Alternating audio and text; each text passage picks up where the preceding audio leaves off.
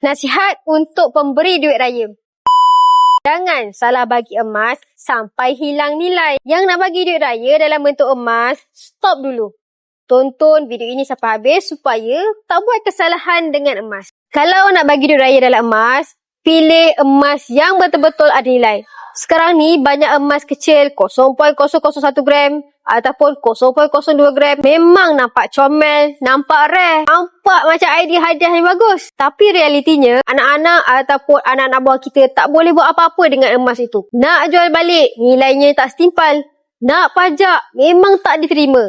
Nak jadikan simpanan emas, makan masa bertahun-tahun untuk tunggu keuntungan. Akhirnya, jadi barang hiasan yang tak menambah nilai pun. Niat kita nak memberi sesuatu yang bermanfaat. Jadi, berilah sesuatu yang boleh betul-betul digunakan untuk masa depan mereka. Kalau belum mampu lagi untuk beri 1 gram, tak apa.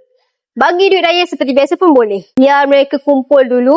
Bila dah cukup, biar mereka sendiri tukar kepada emas yang ada nilai. Sebab itu, memberi bukan sekadar nak nampak emas.